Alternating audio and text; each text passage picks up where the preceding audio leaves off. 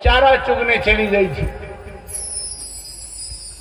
अब जैसे सती माता बैठी तो उसके साड़ी का आंचल दुपट्टा जो है माताओं वो अंडे के ऊपर, क्योंकि आज भी अनुभव करके देखना, तोता जो होता है ना घोंसला में अंडा नहीं देता मेरे भाई। हाँ अभी भी है दुनिया के और जितने पक्षी है घोंसला बनाकर अंडा देते हैं, लेकिन तोता घोंसला में अंडा नहीं दे।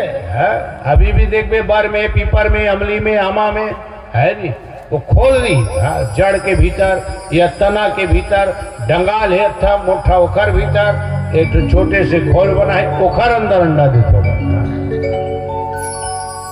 तो वही दिया हुआ था नीचे। अब जैसे सती बैठ गई तो उसका आंचल जो है साड़ी का वही अंडे के ऊपर आकर के चुपचाप ऐसा ऊपर में रखा गया, अंडा नीचे दब गया, आंचल ऊपर है। और भगवान शंकर धीरे धीरे कथा में मस्त हो गए माताओं, और जैसे धीरे धीरे धीरे कथा बताने लगे, संत महात्मा कहते महारानी सती कुछ दिन तक के, कुछ समय तक के सुने, उसके बाद निद्रा के वश में हो गई। भगवान शंकर की कथा को सुन नहीं पाई, नींद आ गई माता।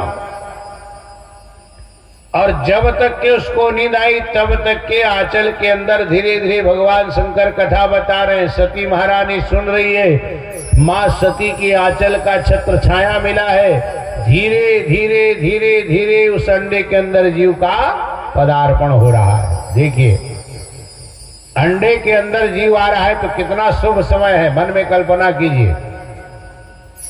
ये प्रकृति का नियम है ना भाई, उसमें कोई भगवान की बात तो नहीं है, तो प्रकृति का नियम है कि भाई तोते का अंडा है तो धीरे धीरे अंडा निकलने के बाद उनके गर्भ से बढ़ता है, उस अंडे के अंदर ही बच्चा बन जाता है, तो नियम है। लेकिन ये तोते का नियम देखिए माता, अंडे का स्वभाव, जिस समय उसके गर्भ के अंदर थोड़ा तो गर्भधारण हो रहा है, भगवान शंकर कथा बता रहे, सती महारानी सुन रही है, उनके आंचल का सौभाग्य देखिए, छत्र छाया मिला है, और धीरे धीरे धीरे धीरे उस अंडे के अंदर जीव का आगमन हो रहा है। उस पक्षी को कुछ करने की जरूरत नहीं, आज भी नहीं है। पक्षी के गर्भ से अंडा जन्म हो जाए तो भगवान का ही दुनिया में बनाया हुआ ऐसा नियम है कि वो अंडा कुछ दिन अपने घर में रखने के बाद धीरे धीरे धीरे धीरे उस अंडा से ही वो जो पक्षी है उसके एक बच्चे का जीवन मिलता है। आज भी होते ना भाई। अरे भाई कम से कम तोता का अंडा नहीं देखो, कुकरी का अंडा देखे होगा, बोला तो अनुभव करके देखो भाई।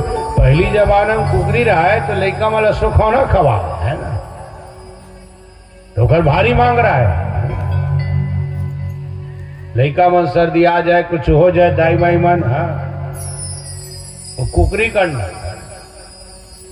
अब आज का समय बदल गया भाई, अब आप तो विज्ञान का युग है ना, का बात। अब वो कुकरी चली मिले बेचारे है, तो अब कर हाइब्रिड के जमाना आ गए तो आज भी है। तो संत महात्माओं ने कहा जब तक के सती महारानी जागती रही माताओं, धीरे धीरे धीरे धीरे उसमें जीव का पदार्पण हुआ, और जैसे सती सोई तब तक जीव बन चुका था। सती तो सो गई, भगवान शंकर की कृपा से वहां सर वही अंडे से छोटे से बच्चे नया जीव का पदार्पण हुआ। भगवान शंकर कथा बता रहे, हाँ महाराज, हाँ महाराज, हाँ महाराज, हाँ महाराज। पहले जमाना में कथा होती थी माता, देखिए जीव भी कथा कहता है और शिव ही कथा सुनाता है। शिव ने सती को कथा सुनाया, किस लिए? उसको अमृत प्रदान करने के लिए। लेकिन हम जीव अपने बाल बच्चे को कथा सुनाते हैं तो किस लिए? भगवान की कथा होती माताओं जीव को जगाने के लिए, और जीव की कथा जीव को होता है सुलाने के लिए। हाँ।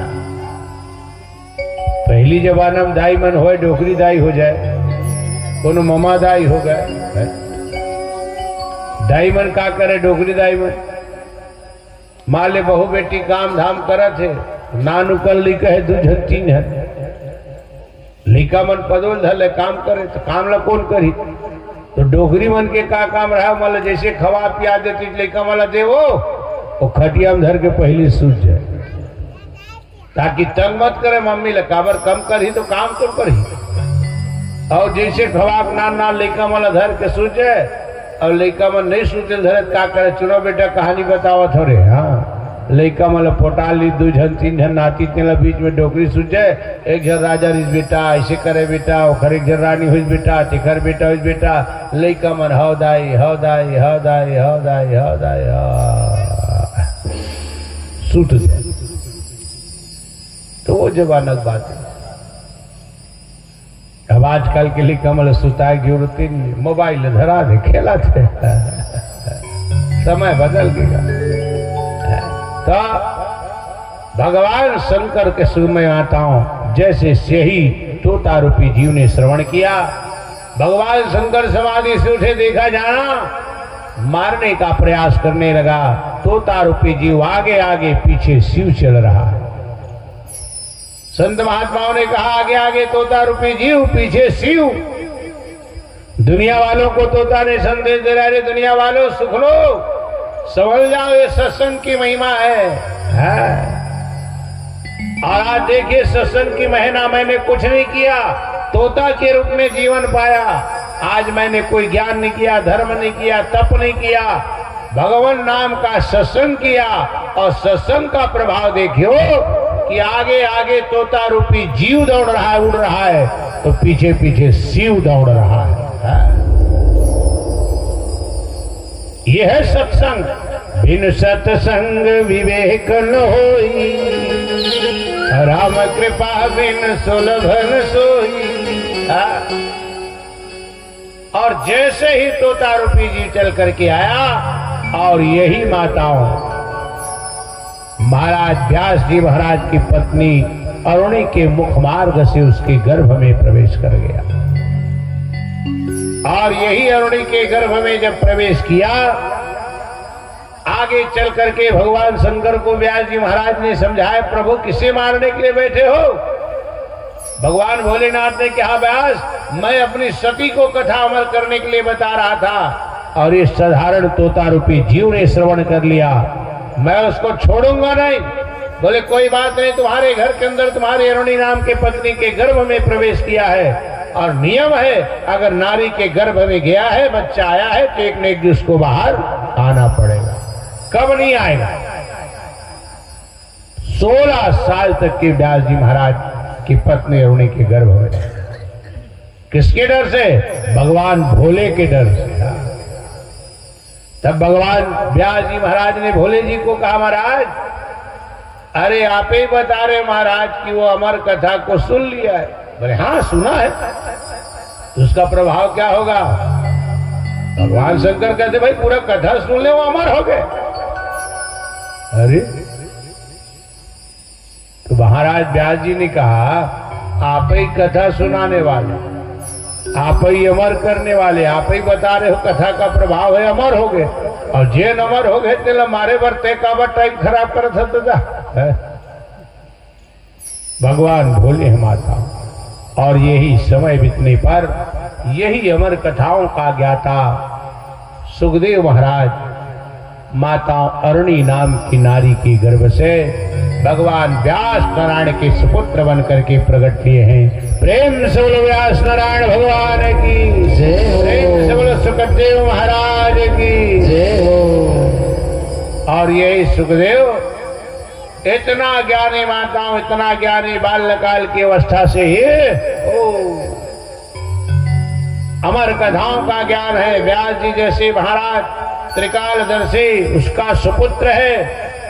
और यही व्यास जी महाराज फिर आगे चल करके माताओं यही बेटे सुखदेव को 18,000 श्लोकों की लिखी हुई भागवत कथा है अपने पुत्र सुखदेव को सुनाया माता। और ये सुखदेव जब जान करके समझ करके पढ़ करके तैयार हो गए तो आगे चल करके महाराज परीक्षित को सुनाया। अब परीक्षित कौन है? भाई ये तो कथा बताने वाला हो, और ऐसी कथा को श्रवण करने वाला कौन है माता? महाराज परीक्षित।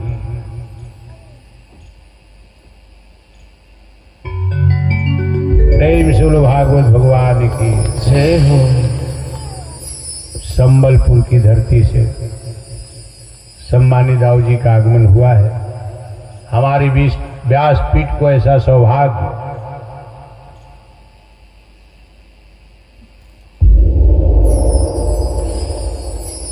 कि संबलपुर में जब जब कथा हुई माताओं है तो ब्याऊर जी के गृहस्थ के आंगन में, उनके आंगन में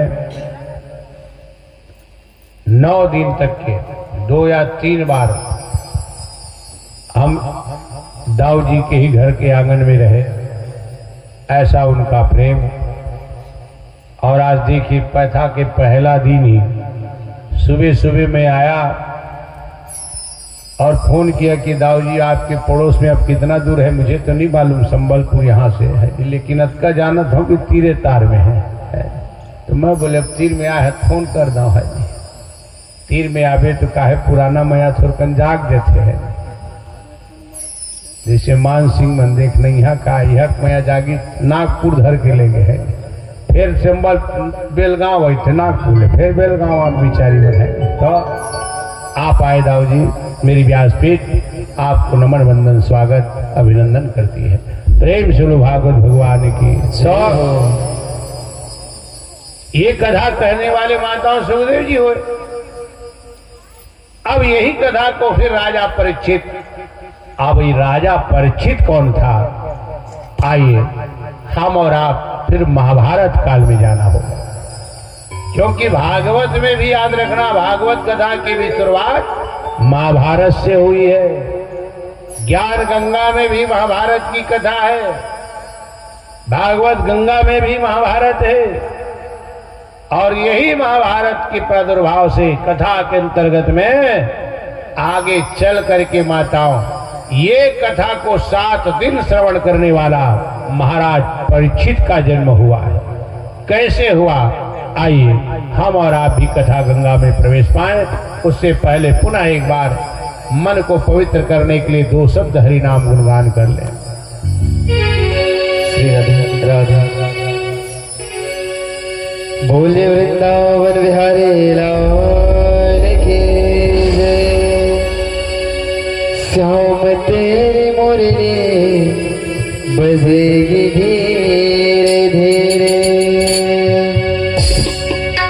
श्याम तेरी मुरली बजेगी धीरे धीरे, श्याम तेरी मुरली बजेगी धीरे धीरे, श्याम तेरी मुरली बजेगी धीरे धीरे, श्याम तेरी मुरली बजेगी धीरे धीरे, बजेगी धीरे धीरे यमुना के तीरे, बजेगी धीरे धीरे यमुना के तीरे, बजेगी धीरे धीरे यमुना के तीरे, धीरे धीरे यमुना के तीरे, श्याम तेरी मुरली बजेगी धीरे धीरे, श्याम तेरी मुरली बजेगी धीरे धीरे।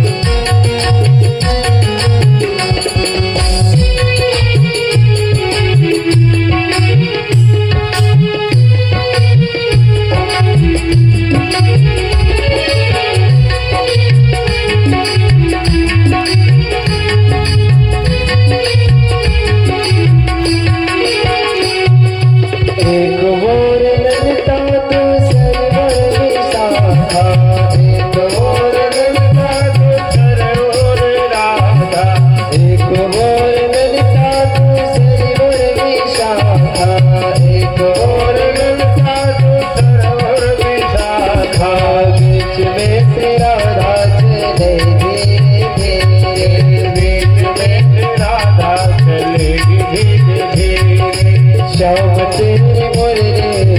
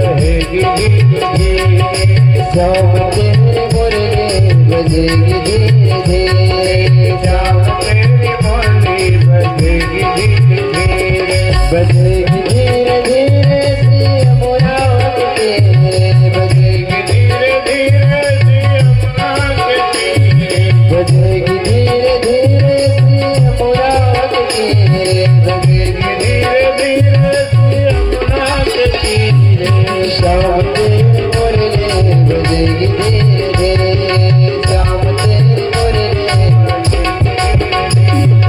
श्याम तेरी मुरली बजेगी धीरे धीरे, श्याम तेरी मुरली बजेगी धीरे धीरे, श्याम तेरी मुरली बजेगी धीरे धीरे, श्याम तेरी मुरली बजेगी धीरे धीरे।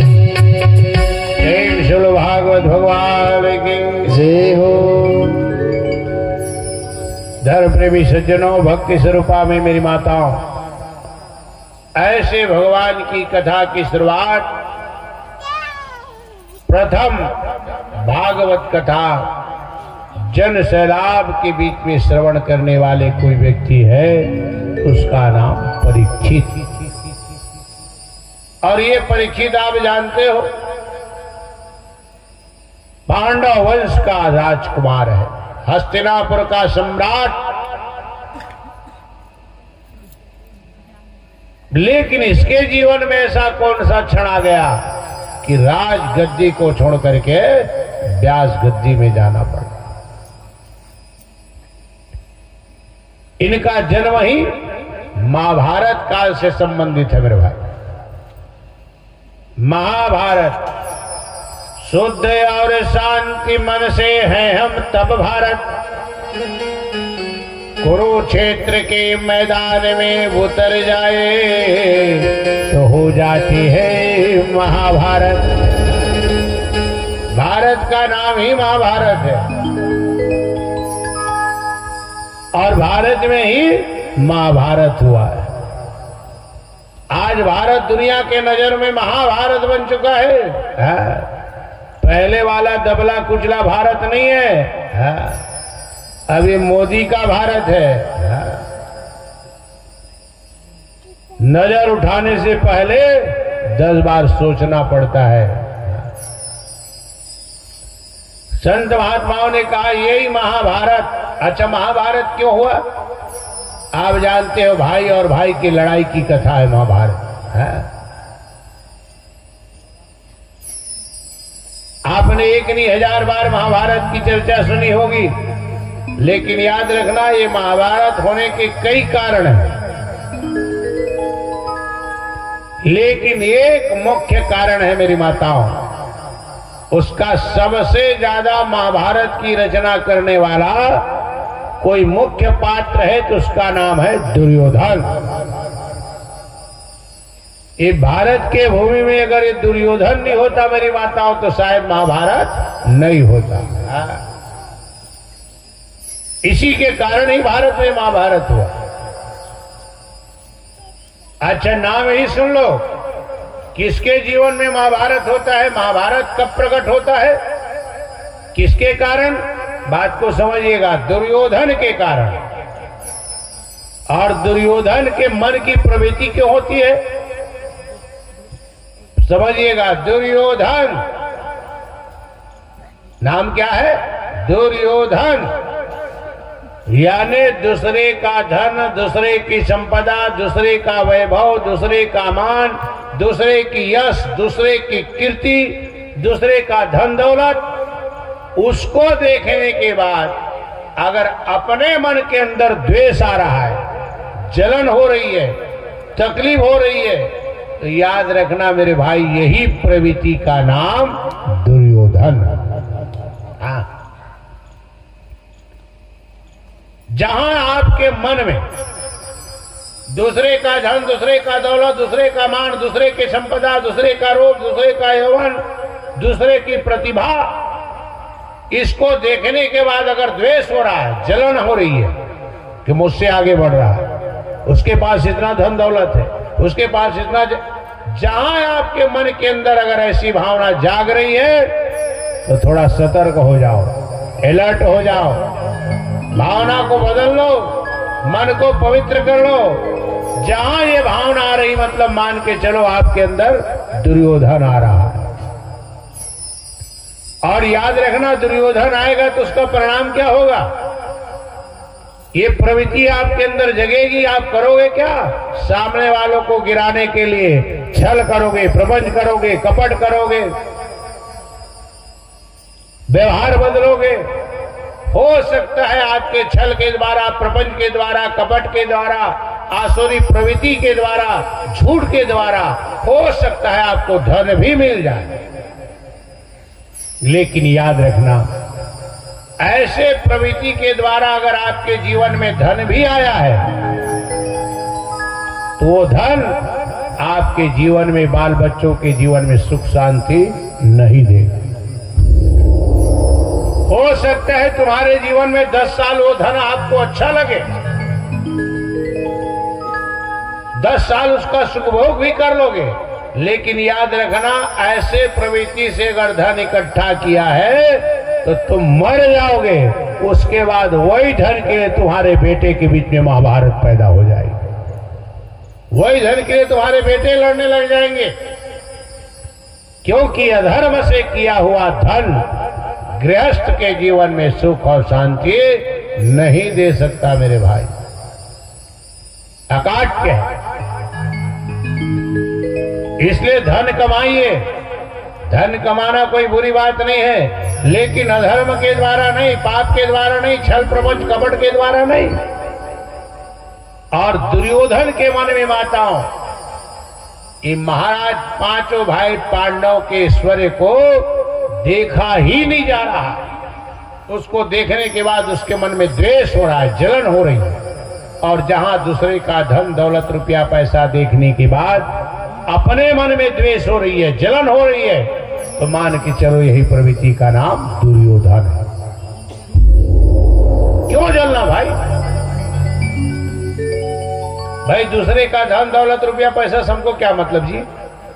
उसका कर्म है वो जाने, उसका धन है वो जाने। भगवान ने जो तुमको दिया है खाए पियो मगन रहो। काहे का द्वेष पालना, काहे का जलन करना? लेकिन आज विपरीत है दुनिया।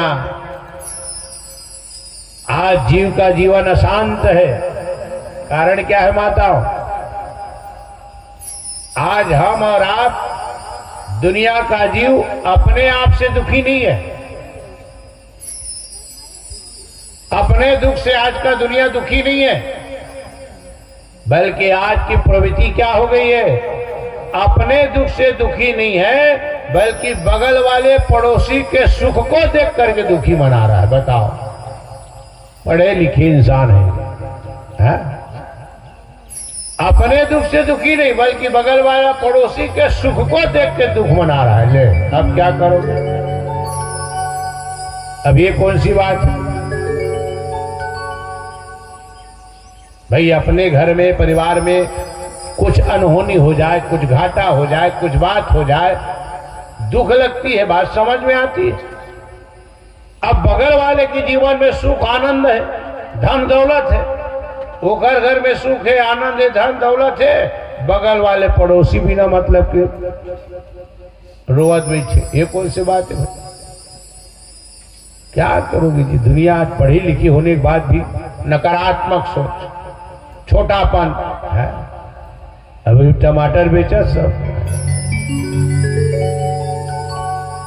सांझ के हो ही को मान ले जाए 50 कैरेट 200 कैरेट ले के गी से वहां बिक के कते बिकी दाओ का आला बतावे महाराज। मोर 300 लेते गिसगा, लेकिन वो दे, लेकिन इस बगल वाले का ओखर 400 बिके। ले केक मतलब का है? तो 300 बिके तेखर तो खुशी मनाना चाहिए कि नहीं मनाना चाहिए? नहीं, वो 300 बिके तेखर कोई मतलब नहीं, ओखर 400 बिके तेखर दुखे। वाह, ये कौन सी बात हुई भाई? भाई तुम्हारे किस्मत में जो था तुमको मिला, आनंद मंगल से रहो जी। और उसके जीवन में ये धन वैभव, याद रखना माताओं, कुछ कर नहीं कुछ कर्म गति, अरे कुछ पुरबल के भाग। अब अपने अपने सौभाग्य में, प्रारब्ध में हमने आपने जो कमाया है, याद रखना मेरे भाई, उसी का भोग करना ही मानव का तन। और उसके बाद लाख तुम जलन करो, द्वेष करो, कपट करो, ये अपने कर्म को बिगाड़ रहे हो, बस मिलना कुछ नहीं है। होई है जो राम रचि राखा है। और जहां मन में अगर ऐसी प्रवृत्ति आ रही मेरी माताओं कि बगल वाले का धन दौलत रुपया पैसा मान सम्मान, उसको देख करके कहीं द्वेष हो रहा है, जलन हो रहा है, तो मान के चलिए आपके घर में महाभारत होने वाली है, आने वाली है। इसका पहला संकेत। और महाभारत से अपने घर को बचाना चाहते हो, ये दुर्योधन बनना छोड़ दो।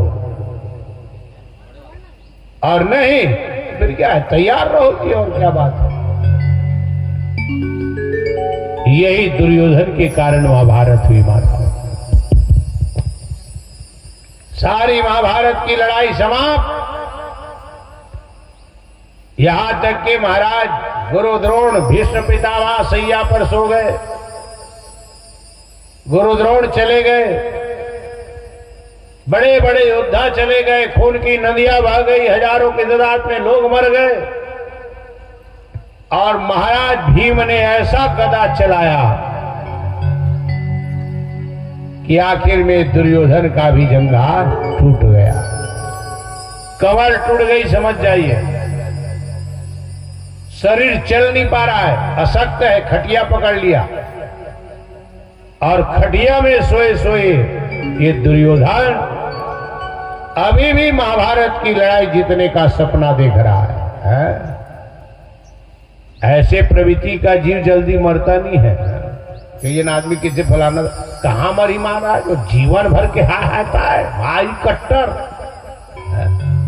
आज का धन के प्रति गति प्रति प्रेम महाराज, जीवन भर 2500 एकड़ मालिक हो, लेकिन एक ठन बीड़ी 4 बार रमन की पिए महाराज अपना हाकिम जी के लो कहां मरी। आज भी लोग कहते हैं। हाँ? तो दुर्योधन माताओं कमर टूट गई है, खटिया में सोया है, शरीर उठने की ताकत नहीं है, फिर भी महाभारत की लड़ाई जीतने का ख्वाब अभी भी देख रहा है? ऐसी कोई घटना घट जाए कि 1 मिनट में मैं 5 पांडवों को मरवा दूं, और 5 पांडवों को मरवाने के बाद भले ही राजा मन बदमाओ, कम से कम 5 पांडव को जो मेरे साथ उन्होंने किया उसका तो बदला हो जाएगा। अभी भी खटिया में सोए सोए माताओं, इतना सब कुछ होने के बाद भी बड़े बड़े योद्धा मर गए, खून की नदियां बह गई, लेकिन अभी भी दुर्योधन जीतने का ख्वाब देख रहा है। क्या करोगे? ये योद्धा का गुण है। एक सिपाही के दृष्टि से अगर सोचा जाए ना, तो दुर्योधन का ये जिद, दुर्योधन की ये कल्पना स्वागत के योग्य है। क्यों भाई? मैदान में लड़ने वाला सिपाही जो होता है माताओं, जब तक पहले अपने मन के अंदर कॉन्फिडेंस नहीं होगा, विश्वास नहीं होगा कि मैं ये मैदान को जीतूंगा, और जब तक के मन के मैदान को आदमी नहीं जीत पाएगा, याद रखना मैदान की लड़ाई नहीं लड़ पाएगा। और लड़ने वाला मैदान में जो लड़ रहा है उसको अंतिम सांस तक के मैं जीत जाऊंगा, ये विश्वास होना चाहिए। अच्छी बात है। और जब तक के विश्वास नहीं होगा भाई, जब मन ही विश्वास नहीं होगा भाई, लड़ाई का परिणाम तो तय है। भाई लड़ाई होगी कहीं भी हो, चाहे गांव में हो, घर में हो, परिवार में हो, समाज में हो, देश में हो, लड़ाई होगी मेरी माता, उसका परिणाम पहले से तय है। कोई ना कोई एक जीतेगा, बाकी हारेंगे, हार जीत होगा, ये तय है। लेकिन उस लड़ाई को लड़ने वाले अगर 5 हो तो मैं जीतूंगा, जब तक के मन के मैदान में है, अंदर में आपका विश्वास नहीं होगा, मन के अंदर विश्वास नहीं होगा, आप मैदान की लड़ाई नहीं लड़ पाओगे मेरे भाई। तो दुर्योधन माताओं कमर टूट गई है, फिर भी अभी जीतूंगा, उसको विश्वास है। एक योद्धा की तरह सोचा जाए तो अच्छी बात है। ये आजकल के महाभारत का है। चुनाव होते हित महाभारत के गाँव का है। अब ये निपटी देखा था, हाँ? ईश्वर साहू साझे क्षेत्र का थे ना, हाँ? अब देखिए यही तो योद्धा है, यही तो सत्कर्म है। कल तक के किसी दूसरे के घर में मजदूरी करने वाला मन में किसी ने कॉन्फिडेंस जमाया, लगा, लोगों ने विश्वास दिया, मैदान की लड़ाई लड़ी और आज किस्मत में था, प्रारब्ध में लिखा था, हो गया। उसमें किसी का गुण दोष नहीं है, किसी का अपमान सम्मान नहीं है। वो जिसके सहयोग में भगवान ने किस्मत में लिखा था, कर्म किया, प्राप्त किया। अब वो कर्म ही नहीं करता तो सौभाग्य में लिखा था वो मिलता भी कहां से बताइए। इसलिए जीवन में कुछ भी पाना है, मानव का तन, बोले कर्म प्रधान विश्व करी राखा, और जो जैसे करई तो तस फल चाखा।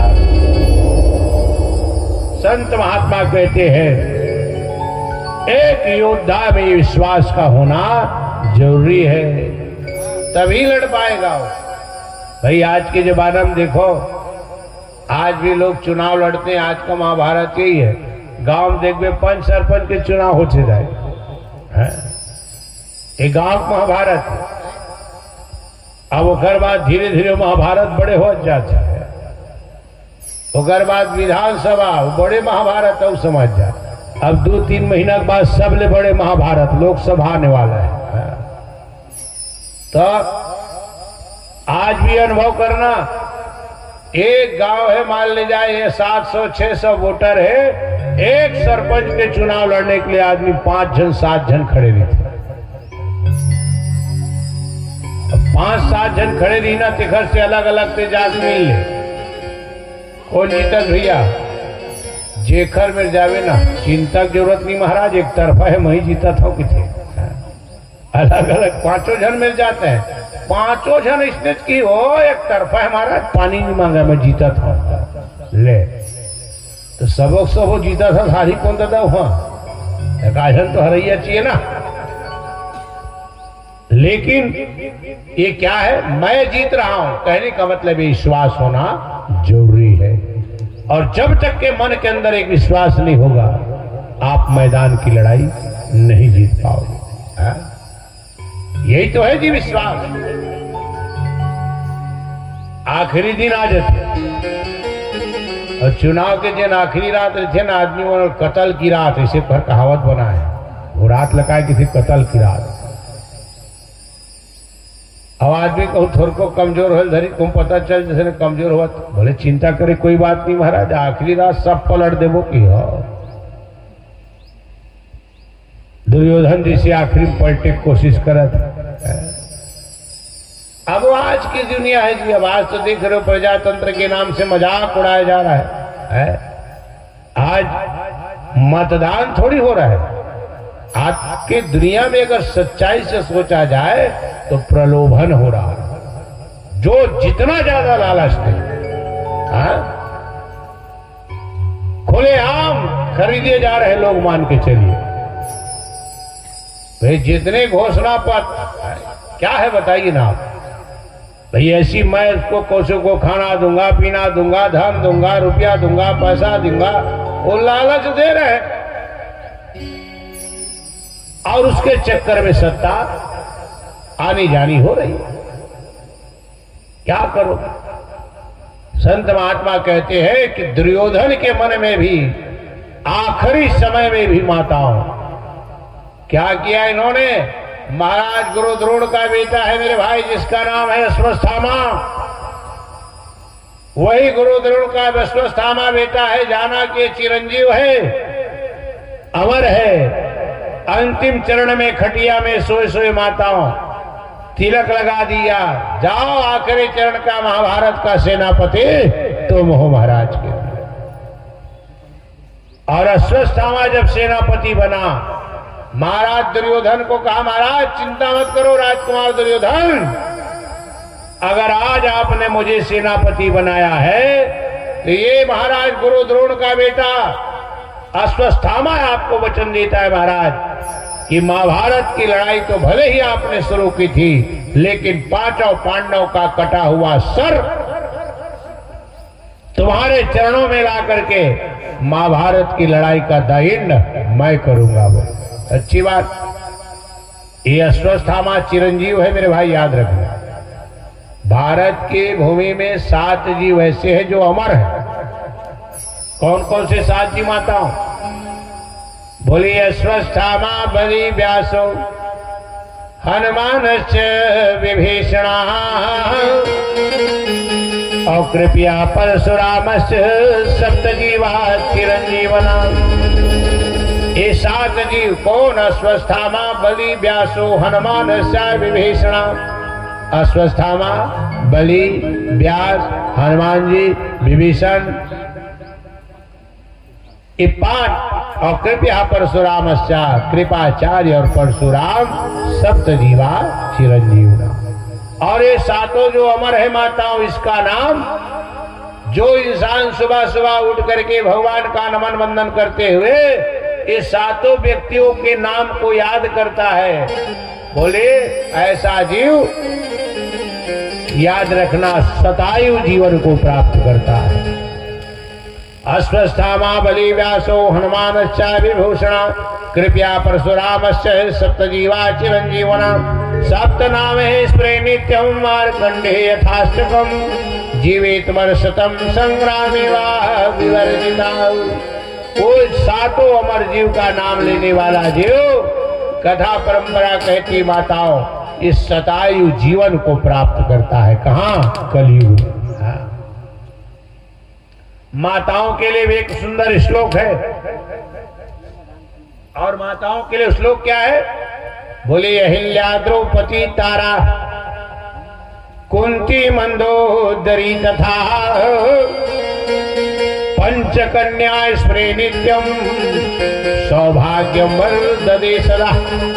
जो बहन, जो बिटिया सुबह सुबह उठ करके माताओं नहाने के बाद पूजन करते हुए, दीप करते हुए अपने भगवान के सामने 5 कन्याओं का नाम लेती है, पंचकन्या स्प्रे नित्यम सौभाग्यम वर्धते सदा। वो नारी, वो बहन, वो बिटिया माताओं सदा सुहागन रहती है। ये माताओं के लिए, क्योंकि ये 5 कन्या है। इनको कन्याओं का इनका तप बल इतना भारी था कि इनको आज भी कन्या के रूप में इनकी पूजा होती है। और यही अश्वत्थामा चूंकि अमर है, जाना महाराज ने क्या किया, सेनापति बना दिया माता। अश्वत्थामा हाथों में लिया तलवार, चलने लगा 5 पांडवों को मारने के।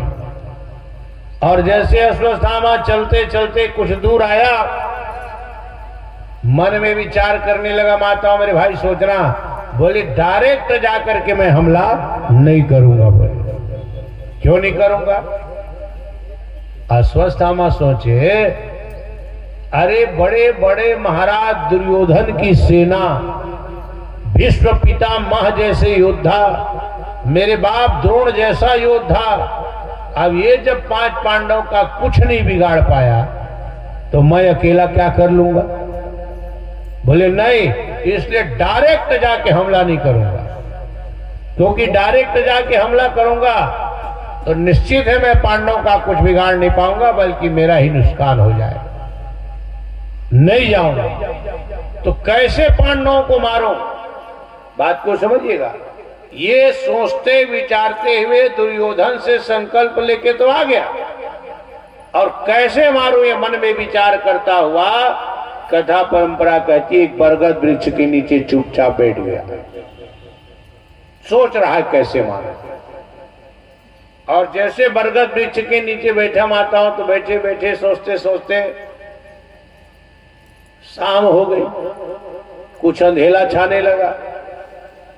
अब जैसे कुछ अंधेला हुआ तो महाराज अश्वत्थामा ने देखा माताओं, जिस पेड़ के नीचे बैठा है वही पेड़ के ऊपर डंगाल में एक कौआ का घोंसला था। ऊपर डहर कांव कांव कांव कांव कांव कांव आवाज हो जल्दी। अश्वत्थामा बोलते, कौआ मने कहे कावर कांव कांव करत भगवान, और नजर उठा उठा के देखे, कुछ समझ नहीं आवे। कौआ मन कहाँ भर करे समझ नहीं आए। और रात के समय एक तो कौआ इसने करिया, तेन में रात करिया, कहाँ दिखलेगा, दिखवे न कर। बस नजर उठा उठा के देखे, और थोड़े देर के बाद काव होने के बाद क्या दिख रहा है माताओं, कि जेने में रसवस्था में बैठे रहा है, ओखरे चाकू में कौआ के खोंदरा लोखल लइका मन नीचे में गिरे, पट पट मर जाए। देखिए तो कौए का बच्चा है भाई, क्यों मर रहा है। फिर नजर गड़ा के ऊपर देखे तो महाराज अश्वस्थामा को क्या दिखा, कौआ 2500 है माताओं, लेकिन उस कौआ के घोंसले में एक उल्लू ने हमला कर दिया है। अब उल्लू ने हमला कर दिया है तो कौआ 20 जरूर है, लेकिन एक अकेला उल्लू का कुछ बिगाड़ नहीं पा रहे। क्यों नहीं? क्योंकि कौआ का आंख रात में दिखना बंद हो जाता है, और ये उल्लू ऐसा जीव है जो सारी दुनिया सोती है, तब इसका दिन शुरू होता है। 20 होने के बाद भी एक उल्लू का कुछ नहीं बिगाड़ पा रहे। महाराज अश्वस्थामा ने देखा, बस बोले मुझे भी यही करना होगा। अच्छा हो गया, उत्तर मिल गया। बोले एक उल्लू ने अकेला घोंसला में हमला कर दिया, कौआ 25 होने के बाद भी उसका कुछ नहीं बिगाड़ पा रहे हैं। तो बोले मैं भी, जब ये सारे पांचों पांडव भाई सो जाएंगे दिन भर की लड़ाई के बाद, खर्राटे की नींद भांज रहे होंगे, धीरे से उल्लू की तरह घुस करके उनके तंबू में जाऊंगा और पांचों भाई को सोई हुई अवस्था में सरला घड़ला। माताओं इतना देर से कैसे मारूं सोच रहा था मेरे भाई, कैसे मारना है इस बात का इसको ज्ञान कहां से मिला? उल्लू से मिला। और दूसरी हमारी परंपरा कहती है, जहां से ज्ञान की प्राप्ति हो उसको क्या मानना चाहिए माताओं? गुरु मानना चाहिए, है नहीं? तो दूसरी भाषा में महाराज अश्वस्थामा को पांडवों को कैसे मारना है ज्ञान किससे मिला? उल्लू से मिला। तो अश्वस्थामा गुरु कौन हो गए? उल्लू हो गए। अब सोच लो, जेकर गुरु छ उल्लू है, अब ओकर चेला से अच्छाई के भरोसा करना है तो बड़ा कठिन काम है भाई। अश्वस्थामा को ज्ञान मिला और यही अश्वस्थामा फिर आगे बढ़ा है। दिन भर लड़ाई लड़ने के बाद माताओं अपने अपने तंबों में सब खर्राटे ही भांज रहे हैं, चारों ओर सन्नाटा है, रात्रि का माहौल है, हर योद्धा अपने अपने तंबू के अंदर नींद भांजे सो रहा है।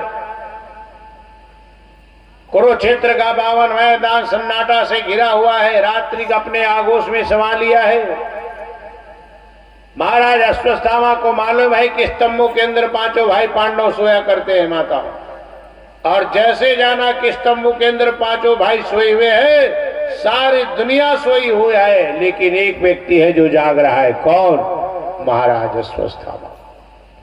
लिया हाथों में तलवार और सोए अवस्था में पांचों भाई को मार दूंगा, निकला है माता। और जैसे पांडवों को मारूंगा करके मन में कल्पना करके अश्वस्थामा आगे बढ़ा। सारी दुनिया सोई हुई है, लेकिन वहीं एक दूसरे तंबू के अंदर भगवान द्वारकाधीश सोए हुए थे माताओं। बोली यद्यपि प्रभु जानत सब बाताओं, जान गए कि सोए हुए अवस्था में मेरे पांडवों को मारने के लिए कोई अश्वस्थामा आ रहा है। एक का एक भगवान जाग करके बैठ गए। सारथी को कहा, जाओ मेरे पांडवों से कहना तुरंत द्वारकाधीश का भी बुलावा है। और जैसे पांडव को बुलाने के लिए भगवान ने सारथी को भेजा, तंबू के अंदर 5 पांडव ही नहीं माताओं, वहां द्रौपदी मैया के 5 बेटा भी सोया हुआ था। और जैसे ही भगवान का समय तक गया, 5 पांडव भगवान कन्हैया का बुलाव हो, पांडव ना, ऐसा तो हो नहीं सकता। 5 पांडव तुरंत उठे, मुंह तक नहीं धोए माताओं, द्वारकाधीश का बुलाया है, झोपड़ी से बाहर आ गए। कहा बेटों को, कहा चलो रे द्वारकाधीश बुला रहे। लेकिन ये द्रौपदी के 5 बेटा युवावस्था में थे, भगवान के कहना नहीं माने। कहा पिताजी द्वारकाधीश का कुछ काम धाम तो है ही नहीं, बोले है। सारे दिन भर महाभारत में लड़ाई झगड़ा झंझाट मार पीट धनुष चलाना, ये तो सब हम करते हैं। अरे द्वारकाधीश, इसका कुछ काम तो है नहीं, बस घोड़े के लगाम को थामे चुपचाप बैठे रहता है? अरे लड़ लड़ के पूरी शरीर में दर्द तकलीफ पैदा हो गई, करता कुछ नहीं, कम से कम रात को तो चैन से सोने दो। भगवान द्वारकाधीश के कहना नहीं माने माताओं। 5 भाई वही सो गए, पांडव झोपड़ी से बाहर निकल गए। और जैसे पांडव झोपड़ी से बाहर निकला, कुछ देर के बाद यही अश्वत्थामा प्रवेश किया है। मध्यम रोशनी जल रही है, 5 जीव अभी भी सोया हुआ है। मालूम है कि पांडव का तंबू है, 5 जीव सोया हुआ है। अश्वत्थामा हाथों में तलवार लेकर के आया, सोचा यही 5 पांडव है। संत महात्माओं ने कहा मिनट मात्र भी नहीं गया माया, चलाया तलवार, सर अलग धड़ अलग, धड़ अलग सर अलग मार। छोटी सी झोपड़ी रक्त रंजित हो गई। सुबह होते होते हाहाकार मच गई। किसी ने द्रौपदी महारानी के 5 बेटे को मार दिया, मार दिया, मार दिया, आग की तरह बात फैल गई। द्रौपदी रो रो के हाल बेहाल हो गई। माता सोचिए, मन में कल्पना करो माताओं, भगवान ना करे किसी माँ के जीवन में ऐसा क्षण आए कि जिस बेटा को अपने गर्भ से जन्म दिया, जिसका लालन पालन किया, जिस बेटे को गोदी में उठाई, भगवान न करे किसी माँ के जीवन में ऐसा क्षण आए कि वो बेटे की अर्थी उस माँ के सामने निकल जाए। दुनिया का सबसे बड़ा दुर्भाग्य है मेरे भाई, भगवान न करे किसी माँ बाप के जीवन में क्षण मत आए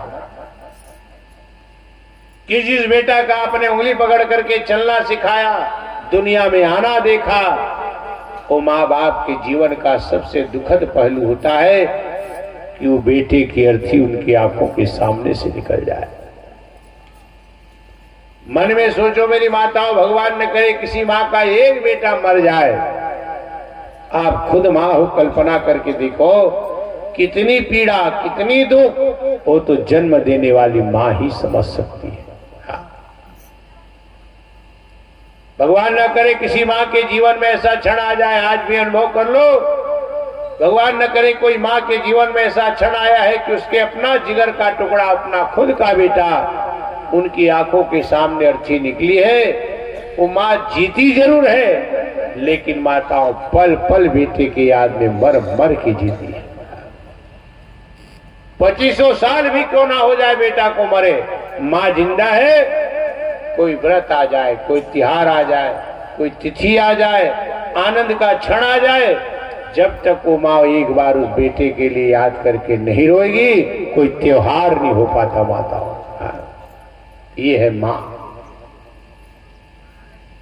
अब मन में कल्पना करो माताओं, किसी माँ के जीवन में ऐसा क्षण एक बेटा हो जाए तब तो इतनी दुख, इतनी पीड़ा, इतनी तकलीफ होती है। ये माँ द्रौपदी के तो 5 बेटे थे मेरी माताओं, 5 को एक ही साथ मार दिया है। कितनी रोई होगी, कल्पना कीजिए आप, कितनी तड़पी होगी। सोचिए आप, द्रौपदी का दूसरा नाम दया है। माता बिलखने लगी। भगवान वासुदेव ने समझाया, द्रौपदी मत रो, जिसने भी ये किया है बचेगा नहीं। अश्वत्थामा को पकड़ करके लाया गया, सभा लगी। कहा द्रौपदी यही है तुम्हारे 5 बेटों का हत्यारा, बोल छोड़ दिया जाए कि मार दिया जाए। सामने बेटे का हत्यारा खड़ा है, मां रो रही है, आंखों में आंसू है माताओं, देख रही कि मेरे बेटे का मारने वाला अश्वत्थामा यही है। लेकिन उसके बाद भी द्वारकाधीश से कहती, द्वारकाधीश मैं जानती हूं कि एक इशारा करूंगी मेरे पति इसको यही मडिया मेट कर देंगे, लेकिन उससे क्या फायदा होगा? इसके मर जाने से मेरे 5 बेटे जिंदे तो वापस नहीं मिलने वाले, और इसको अगर मारेंगे तो जैसे आज मैं बेटा के गम में तड़प रही हूं, रो रही हूं, कोई इसकी भी मां होगी, कल इसके गम में रोएगी, तड़पेगी। और घायल की कति घायल जाने, नारी की व्यथा को नारी ही समझ सकती है। और इसलिए चाहते वासुदेव, पहला तो हमारे गुरु द्रोण का बेटा है, दूसरा में ब्राह्मण है, और तीसरा इसको मारोगे भी तो मेरा पुत्र मुझे वापस मिलने वाला नहीं है। अब तो जीवन में मैंने किसी को सुख और आनंद दे पाई, तो मेरे कारण किसी मां को रोने की नौबत क्यों आए? इसलिए जाओ, छोड़ दो।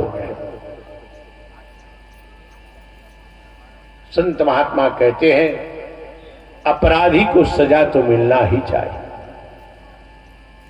महाराज अर्जुन चल करके आया, बाणों की नोक से माताओं ये अश्वत्थामा के सिर को फाड़ दिया, और बाणों के नोक से सिर को फाड़ने के बाद उसके मस्तक में जो मणि था, जो तेज था, जो बल था, उसको छीन लिया। और यही अश्वत्थामा को मारे नहीं, बल्कि लड़ाई के मैदान से अपमानित करके, तेजहीन बलहीन करके इसको लात मार करके भगा दिया। अश्वत्थामा, क्योंकि भगवान ये जानते हैं कि मारने से भी मरने वाला नहीं है, चूंकि ये अमर है, तो दूसरे रूप में उसको दंड दिया। और एक योद्धा के लिए याद रखना, लड़ाई के मैदान में अपमानित होना ये मर जाने से भी बदतर स्थिति होती है। क्योंकि योद्धा जो होता है मर जाना पसंद करता है, लेकिन किसी के भीख में मिला हुआ जीवन, अपमानित जीवन पसंद नहीं करता है। अश्वत्थामा को नहीं मारे, छोड़ दिए। आज भी अश्वत्थामा जिंदा है माताओं, भटक रहा है। जितने भी तेल मांगने वाले ब्राह्मण आते हैं ना, कथाकार बताते हैं कि यही अश्वत्थामा के वंशज है। आज भी अब आपकी गांव में आता है कि नहीं, शहरों में कभी आप देखना, दुकान दुकान में लोटा पकड़े रहेंगे, मांगने के लिए जाते हैं लोग लोटा पकड़ के। अब शनिचर के दिन मांगेला थे तो दाई बाई मन का के थे, शनिचर के दिन आवत हो, शनिचरा बा होने के लिए थोड़ा। संत महात्माओं ने कहा नहीं, यही अश्वत्थामा के वंशज है मेरी माताओं। आज भी वो कुल परंपरा के ऊपर वो दोष लगा है। अर्जुन महाराज की बाणों के नोक से जो सिर फाड़ा गया, उसका जलन, उसका दोष आज भी वो परंपरा के ऊपर लगा हुआ है। और यही ब्राह्मण जो आपके घर से तेल मांग के ले जाते हैं, सिर में लगाते हैं, और उस समय का जो दोष है, कलंक है, उससे थोड़ा देर शांति पाने का प्रयास करते हैं। इनको पूर्वजों को आज भी दोष लगा है। तो अरे भाई, पहले जमाने में अनुभव करो, एक मंगैया इसे आए, जिन गांव आती दाई तिहल वहां चिटिया इसे कपड़ा पहने रहा है, जिन तेले में बोरा रहा है। जैसे ओंगन तेल वाले कपड़ा रहते ना, पहली जमाने में गाड़ा रहा है तो ओंगन तेल रहा है, सब न दावत है बात करने। अब कहाँ गाड़ा, कहाँ को ओंगन तेल है नहीं। आजकल के किसान के बेटा देख दो, ओंगन तेल देखे रे तो काला देखो, बापपुर का पैदा नहीं हो रही तो काला देखिएगा, धरेक भी रिस है। तो वो समय की बात है, उसने चिटिया कपड़ा पहने रहा है, तुम्हारा याद करो। और गली गली वहां रोआ चिल्लावत घुमाए, उनका कहे सौरा भौरा है। आदमी लेग लेग के दान करे। ये कौन से ब्राह्मण है माताओं? यही अश्वत्थामा के वंशावली के ब्राह्मण है। उस समय का तेज जलन आज भी सिर के ऊपर, शरीर के ऊपर विद्यमान है। मांग करके तेल ले जाते हैं और आज भी शांति पाने का प्रयास करते हैं मेरी माताओं। कई कई कथाकार ये बताते हैं कि जाने अनजाने में घर में कोई काम कर रहे हो, सब्जी बना रहे हो, रोटी बना रहे हो, मान ले तेल वाला डब्बा को पकड़े और तेल कढ़ाई डाला था, भगवान न करे को फटरा से छूट गए, कहूँ गिर गए, तो गिरा हुआ तेल नहीं उठाना चाहिए माता। हाँ, क्यों? वो तेल को जमीन सुख लेते ही है, तो आपका बेकार नहीं गया। वो जमीन जब सोख लेती है तो महाराज अश्वत्थामा के सिर के ऊपर जाकर के पड़ता है, और अनजाने में ही सही आपने एक ब्राह्मण की सहायता की है, जलता हुआ शरीर को शांत किया है कुछ मिनट के लिए, इसलिए जमीन में भी तेल कहीं गिर जाए किचन में तो कथा परंपरा कहती नहीं उठाना चाहिए। अब तुमन क्यों महाराज बोले में का लगते 150 रुपये तेल के किलो है, किसी ने उठा होगा, वो अलग मीटर है दाई हो, वो अलग बात। तो पहली जमाना किचन में उसने रहा जितने तेल शौक है नहीं, अब आज के किचन में शौक ही का पहली किचन उसने रह जाए। हाँ, सुंदर गोबर पानी में रोज लिपाए है, तो मान ले जाए गिर जाए तो जमीन ताकत रहे गर के शौक दे। अब आजकल के किचन सुख हुई, वो तो गांव गांव किचन देखबे हो, लिपई पोते कहाँ के झट करबे महाराज, हो सबके टाइल्स मार्बल लगे हैं।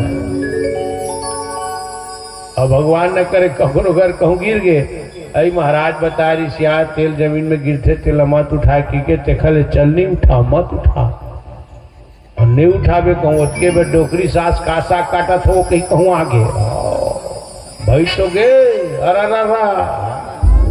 जाते ही बेचारी खात कौन नहीं बाँचा है।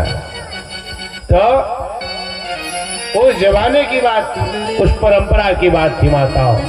आज अश्वत्थामा नहीं मरा, और यही अश्वत्थामा बदले की तलाश में इधर उधर भटक रहा है।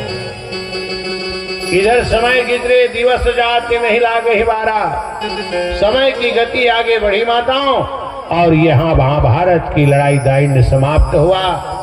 आज भारत की भूमि पर धर्मराज युधिष्ठिर राजगद्दी के राजा बन करके बैठे, चारों ओर दुर्योधन का आतंक समाप्त हुआ, और हर जगह आज धर्म का ध्वजा लहरा रहा है, भगवा का ध्वजा लगा रहा है। महाराज युधिष्ठिर की जय जयकार हो रही है, लोग भगवान नाम की जयकारा कर रहे, गीत गा रहे, गाना गा रहे, भगवान नाम की जयकारा कर रहे। क्यों? दुर्योधन जैसे आतंक समाप्त हुआ। अब भारत की भूमि पर हस्तिनापुर की राजगद्दी पर आज पांडव वंश का शासक धर्मराज युधिष्ठिर राजगद्दी के राजा बन करके बैठे हैं, और ये महाराज अश्वत्थामा बदले की तलाश में भटक रहा है। क्या हुआ? आइए पुनः एक बार दो शब्द थोड़ा सा हरि नाम गुणगान, भगवान नाम की गीत गा ले, फिर आगे कथा परंपरा को आगे बढ़ाएंगे।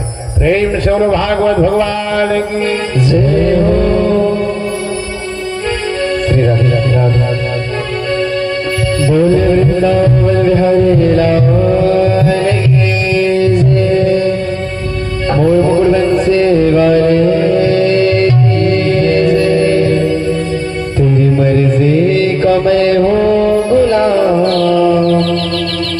मेरे अलवेल श्याम। तेरी मर्जी का मैं हूँ गुलाम, तेरी मर्जी का मैं हूँ गुलाम, मेरे अलवेल श्याम। तेरी मर्जी का मैं हूँ गुलाम, मेरे अलवेल श्याम। तेरी मर्जी का मैं हूँ गुलाम, मेरे अलवेल श्याम। तेरी मर्जी का मैं हूँ गुलाम, मेरे अलवेल श्याम।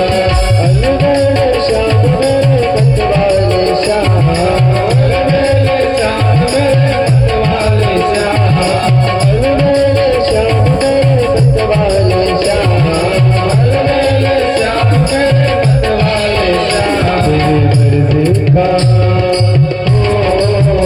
तेरी मर्जी का मैं हूँ गुलाम,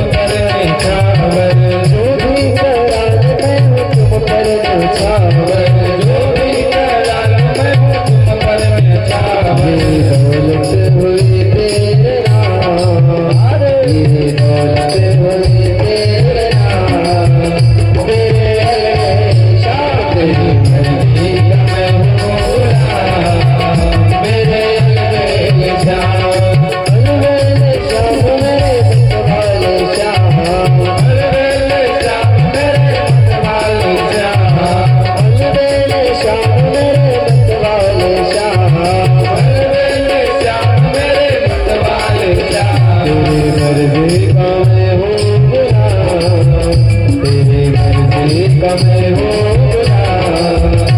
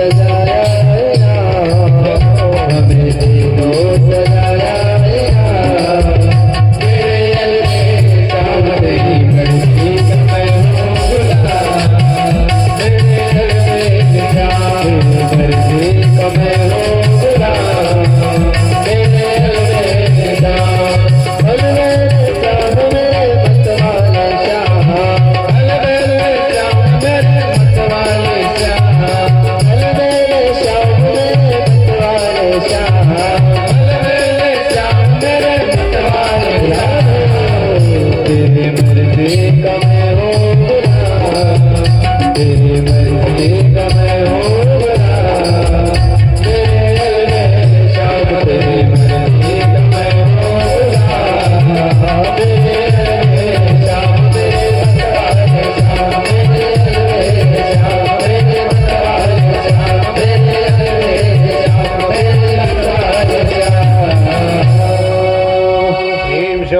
भगवान की जय प्रेमी सज्जनों, भक्ति स्वरूपा में मेरी माता।